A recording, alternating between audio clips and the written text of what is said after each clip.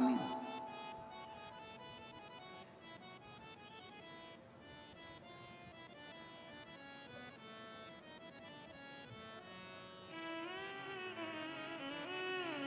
गोदावरी गंगा की एक बड़ी सुंदर कथा है, आप लोगों ने सुनी कि नहीं सुनी वो हमको नहीं मालूम।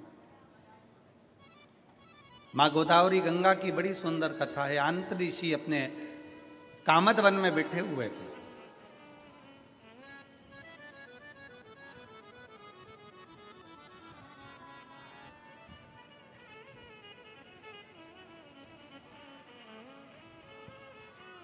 और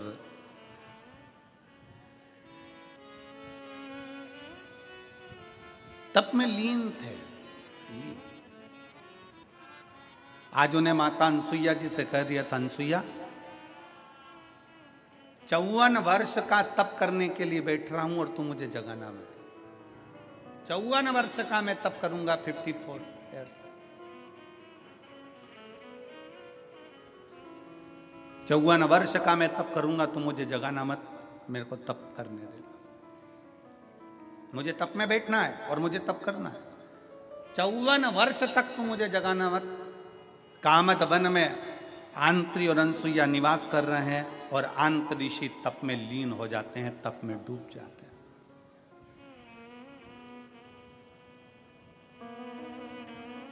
अनसुईया जी को क्या मालूम था कि ये कौन सी लीला होने वाली है, उनको तो कुछ ज्ञात नहीं था। पति दुकान पर क्या कर रहा है, सर्विस में क्या कर रहा है, नौकरी में क्या कर रहा है, फैक्ट्री में क्या कर रहा है, पत्नी को उससे मतलब नहीं है। पत्नी को तो ये मतलब है कि मेरा सुहाग अमर रहे, मेरे बच्चे अच्छे रहें, परिवार में कोई दुखी ना हो, मेरे सास ससुर, मेरे परिवार सब अच्छे से रहे। पत्नी का फर्ज ये है कि वो अपने परिवार का सुख चाहती है। स्त्री क्या चाहती है? अपने परिवार का सुख।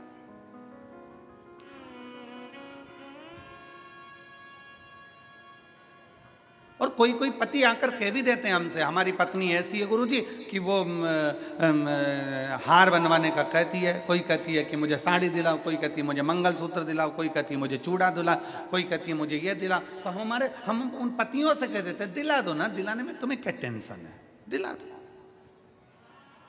अरे गुरुजी अगर अभी दिलाएंगे तो और डिमांड करेगी। अभी हमने हार दिला दिया, फिर कहेगी कड़ा दिलाओ, कड़ा दिला दिया तो कहेगी ये दिलाओ, फिर कहेगी वो दिलाओ, डिमांड बढ़ती चली जाएगी। हमने कहा बढ़ने दो ना, अच्छा है, डिमांड बढ़ना चाहिए, तुम तो दिला दो। अरे गुरुजी तुम हमारी पत्नी का पक्ष ले रहे हो, तुम्हें तो हमारा पक्ष लेना चाहिए। हमने कहा ईमानदारी से बोल, अगर तू 25-50 एक आध लाख की रकम अपनी पत्नी को दिला देगा तो ईमानदारी से बोलना, पत्नी वो रकम लेकर क्या ऊपर जाएगी? पत्नी वो रकम तेरे ही बुरे वक्त में काम आने के लिए निकाल कर दे दे। पत्नी रकम लेकर ऊपर जाएगी। अगर वो अंगूठी मांग रही है, अगर वो मंगलसूत्र मांग रही है, अगर वो चूड़ा मांग रही है, थोड़ा सा उसने विनय करा है, दे दो। अरे पति कहता है वो अगली बार फिर डिमांड करेगी, अरे करने दो ना।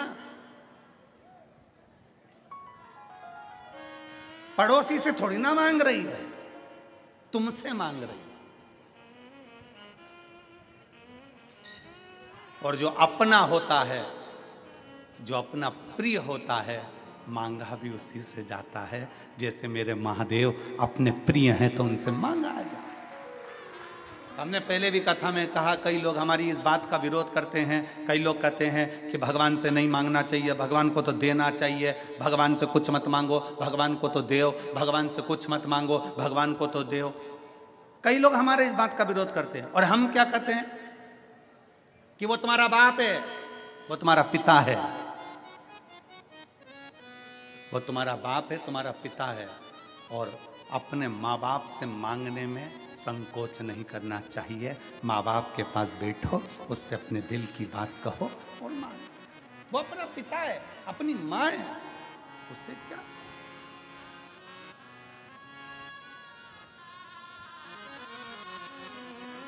हम दूसरे से तो नहीं मांग रहे, हम दूसरे के दरवाजे पर तो नहीं जा रहे, हम दूसरे की चौखट पर तो नहीं जा रहे।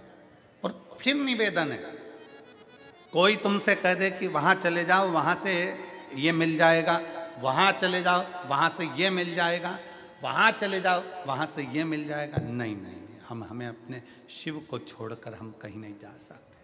हमारा भरोसा हमारा शंकर है।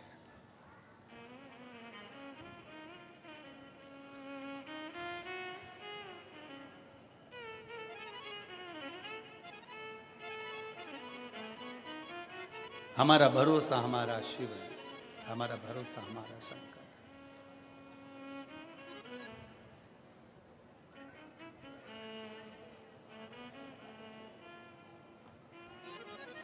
और जब हमारा भरोसा हमारा शिव हो जाए तो वो लीला रचता है।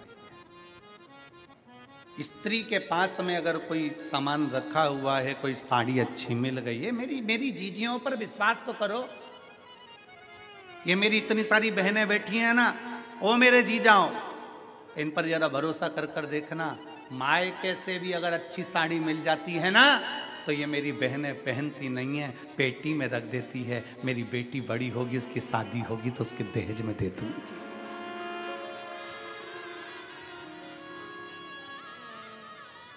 अच्छा गिफ्ट आइटम मामा जी के यहाँ शादी में मिल गया, मौसी के यहाँ मिल गया, नानी क्या गई थी वहां से कुछ अच्छा चीज मिल गई, अच्छा आइटम मिल गया, गिफ्ट आइटम मिल गया, उसको उठाकर पलंग पेटी में रख देती है। क्यों? जब मेरी बेटी की शादी होगी ना, मैं उसको दे दूं।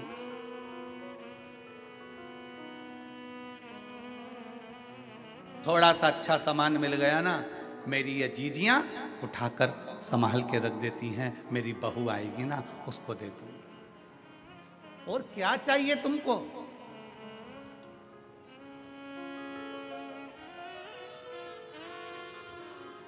लोग कहते हैं इन्होंने बहुत ज्यादा त्याग करा, ये संत बन गए। कोई कहता है इन्होंने बहुत ज्यादा त्याग करा, ये त्यागी बन गए। कोई ने कहा इन्होंने बहुत सारा त्याग करा, ये सन्यासी बन गए। कोई ने कहा इन्होंने बहुत तप करा, ये तपस्वी बन गए। शिव महापुराण की कथा कहती है, घर की स्त्री के आगे सारे संत, साधु, सन्यासी, तपस्वी, साधक, उपासक फीके हैं, क्योंकि उससे बड़ा त्याग कोई नहीं कर सकता। घर की स्त्री के आगे सारे संत, साधु, सन्यासी, तपस्वी, साधक, उपासक फीके हैं, क्योंकि स्त्री के आगे कोई त्याग नहीं कर सकता। एक नारी अपने लिए कोई व्रत नहीं करती। सोमवार का व्रत करती है तो पति के लिए, छठ का व्रत करती है तो बच्चों के लिए, चतुर्थी का व्रत करती है तो पति के लिए। जितने व्रत एक स्त्री करती है वो अपने लिए। बता दो कोई सा व्रत इसमें बताओ, एक शास्त्र में व्रत बता दीजिए जो स्त्री खुद के लिए कर रही है। पति के लिए अखंड सौभाग्य के लिए करेगी, तीज का व्रत अखंड सौभाग्य के लिए करेगी, चतुर्थी का व्रत अखंड सौभाग्य के लिए करेगी, पंचमी का व्रत अपने बच्चों के लिए करेगी, छठ का व्रत अपने बच्चों के लिए करेगी। एक स्त्री अपने लिए कोई व्रत नहीं करती, अपनी उम्र बढ़ाने के लिए कोई व्रत नहीं करती, अपनी सेफ्टी के लिए कोई व्रत नहीं करती। अगर भारत की भूमि की एक नारी अगर व्रत करती है तो अपने परिवार, अपने पति और अपने बच्चों के लिए करती है।